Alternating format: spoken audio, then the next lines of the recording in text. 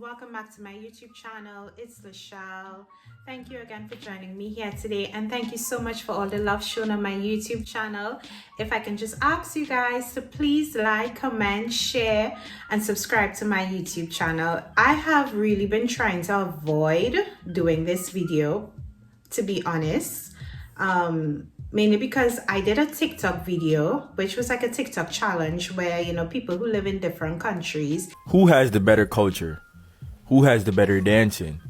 Who has the better music? Who has the better... I did that popular TikTok video and I got so much backlash from Cypriots because obviously, listen, I'm born and raised in Trinidad. So I will always put that country in front of any other country and I'm not going to apologize for that. So yeah, I got a lot of backlash for that TikTok video and it was borderline racist comments, nasty comments, to the point where I even had Cypriots coming under my video and basically asking other Cypriots to please stop. This is disgusting and this is embarrassing. But that doesn't really faze me because if it's one thing I sure about, none of y'all would ever dare see me in the streets of Cyprus and tell me that to my face. Now that's out of the way, let's go ahead and get into this video. From the title, you already know what this video is about. I would say this is my experience. Nobody can tell me how I feel or what I have experienced, okay? So please do not come under this video and tell me how to feel. Don't embarrass yourself and do that, please. Don't do it. Don't do it. I'm not gonna do it, girl. Don't do it. So let's go ahead and get into this video. So the first thing when moving to this country, let me just say, when I first moved here, I think it's probably like, I give it like a week. And then I was like, where do people that look like me though? Are there not any black people in Cyprus? Like literally, the first week I was here, I did not see not near one black person. And let me just say this. When I first moved here, my husband was working, so I wasn't working yet. So I was home all day. He would be out at work. I didn't have a vehicle yet, so I was just home in my neighborhood. So to be fair, I wasn't out and about as much where I would actually see people that look like me. But the fact that I was in a country, in an area, going to the supermarket, going to the pharmacy, taking walks in my neighborhood, and I didn't see not one person that looked like me. Okay, we don't need to see no more. So yeah, there aren't much black people in Cyprus, and it's kind of weird because whenever I do see a black person, like when I see a black girl, it's like, where have you been all my life? Kind of feeling. Like black people, we know this. We know when we go somewhere and we see one of our own, we're just like, I see you, I see you, I see you over there. I know the struggle too. I know where you get your hair product skill, where you go to a hairdresser skill, where you get makeup, girl. Those questions just flow. In my community, there's not much of us. Probably 2 of us in my whole community, 2 or 3. I fit in anywhere, I adapt to anything. Just don't be rude to me because then I'm after. We're not going to preach violence. That's not what we're here for. The second thing I would have to say is the stares. Why do you guys stare at me like that? I would feel so uncomfortable whenever I would go out. I mean, the stares weren't like a little, 3-second, 5-second stares. Like, no, they were staring at you. It was an intense stare. I would look at them, like our eyes would meet and they would not look away. Come on, how rude is that? I don't know how y'all grew up, but the way I was raised, if I was staring at somebody as a child, I would get either a pinch or a ring ears. If you don't know what a ring ears is, it's literally holding onto your ear and ringing it. My mother would always do that to us. And then one of my girlfriends was visiting from Doha. She's black, obviously. And we went to the supermarket, right? When we walk out the supermarket, she goes, oh my God, they stare at you here. And I'm like, thank you. I know I'm not crazy. She's like, no, like they stare at you and they don't look away. I think I've gotten used to it now. But when I first moved here, I did not like it. I felt like a freaking alien wherever I'd go because they would stare at me. Stop staring. It's rude. The next difficult thing I would say, now this, getting any kind of beauty products or hair products for Black women in this country. I turned makeup artist and hairdresser when I moved over here. Like I have never been to a hairdresser since I've been to Cyprus. I do my own damn hair, thank God for YouTube. Makeup, I'm still not good at makeup, but I try, okay? I would say this. Getting makeup here is a no-no. I'm gonna show you all a video. I went to, there's the Revlon Maybelline store in Limassol, my mall. I went to that store, y'all. This is not the first time I went in there, but this is the first time I actually asked the question. This was December of last year.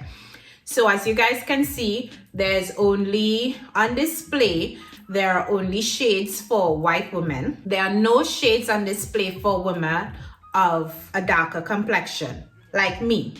So I decided to ask, I said, Dana, ask a question. So I asked her, I'm like, oh, do you have any foundation in my shades?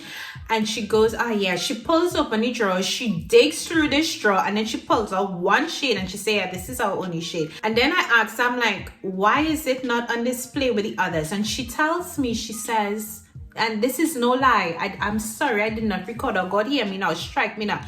She said there's not enough room to put it on display. Now y'all saw in that video how much shades I showed y'all they had for white women. You telling me you can't take one of them shades out and put the one black shade that you carry there? Revlon and Maybelline do better than that. Especially when we had that whole Black Lives Matter movement last year. Y'all saw all of that going on and y'all still didn't learn nothing. Oh my God, like that upset me. I must say though, MAC and NYX, let me tell you, you walk in there as a black girl, as a brown girl, and you feel included. They have it all on display. The girls who assist you might know much about blending or shade matching for the black girls, but that's okay. At least when you walk in MAC and NYX, you can get your shade and you see it on display. They don't have it hiding in a drawer. Beauty Line, that's like a store that sells high-end brand over here, and you do also, as you can see in the video, you also get the darker shades in there. They had my shade of foundation in the brand Dior makeup, so they do that as well, but it's a struggle for me, guys. Like I always have to order my stuff in. Hair products, don't even think about it. Don't even, you're not gonna see a Cantu, you're not gonna see Shea Moisturizer, you're not gonna see what else are these Black African Pride, you're not gonna see none of that over here. Unless you go to the African store. They don't cater for black hair care over here in mainstream. They don't do it. So I usually order my stuff in.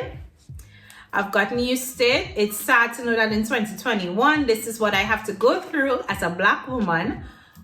But I don't know. You know what? This is people country. I don't think this will be my home forever. So I just make the best of it. Once you're black, they put you in a box. 1, you must be from Africa. 2, you're a refugee or asylum. 3, you're suffering. Okay? And I can tell you, I am neither of those. And it's so crazy because I remember I speaking to this older Cypriot, this gentleman, right? And he asked me if I was from Africa, and I said, no, I'm not from Africa. And he goes, oh, you're from British, you're British. And I'm like, no, I'm not British. And he goes, you're American. And I'm like, no, I'm not American. And I'm waiting there to see what other country he's gonna come up with. And you can see on his face like confusion, like he's standing there thinking, well, where else are there black people in this world? And I'm just standing there looking at him like, And then I said I'm from the Caribbean. Of course, he didn't know where the Caribbean was. I had to go through that whole explanation. Let me tell you something. They smile with you and all of that. But the minute you say something that they don't like, they turn around and tell you, go back to your country and how you're suffering and, oh, go clean my toilets or something or some shit like that. The comments I get, Cyprus, y'all be showing yourself sometimes. It's not a good look. This final point. A lot of people ask me, like I get this in my DMs a lot, are they racist over there, you know?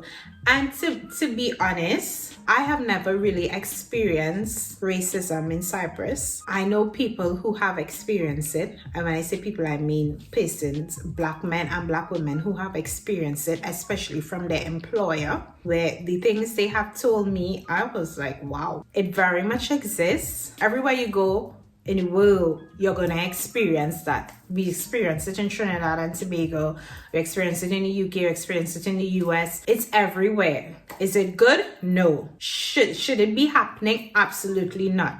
Nothing is gonna change unless we educate ourselves. Cyprus has a long way to go still. I'll just put it like that.